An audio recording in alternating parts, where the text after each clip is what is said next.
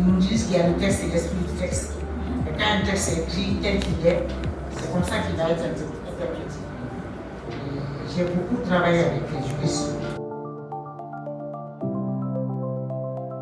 Nous avons j'ai vu des cas au niveau de la PDP où les vidéos de certaines femmes publiées sur d'autres plateformes, je ne sais pas, TikTok ou autre, quand elles s'habillent très bien, elles ont l'habitude de faire des allers et des retours, je ne sais pas comment on appelle ça, pour se filmer et puis elles publient ça. Les snaps, voilà. Donc c'est ce qu'elles font. Et moi je vous dis que nous avons vu des cas, c'est inquiétant ce que je vais vous dire, c'est très inquiétant. Nous avons vu des cas où certaines de ces vidéos ont été prises, c'est-à-dire à l'insu de ces braves dames, pour pouvoir être publiées sur d'autres plateformes en mettant des numéros. Nous avons un service d'investigation. La veille juridique fait partie de nos quotidiens à la PDP. Chaque matin, on fait la revue des différentes plateformes. Nous avons des équipes pour ça, qui sont consacrées uniquement à la veille juridico-technologique. On fait la revue des différentes plateformes, voir ce qui se passe.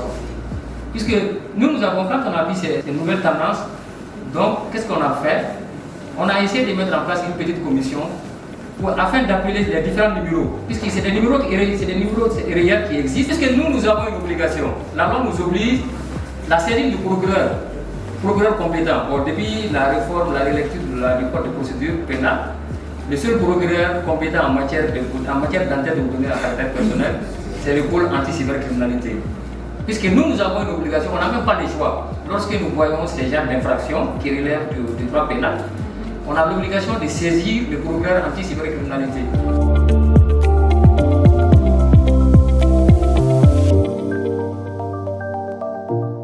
Par rapport aux applications, on télécharge tout et n'importe quoi.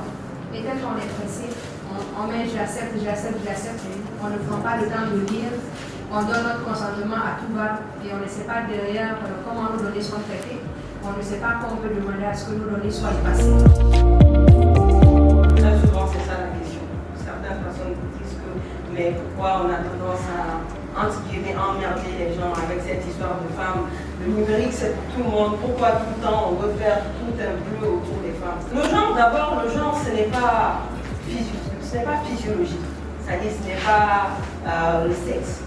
Ce n'est pas que je suis un homme, je suis une femme.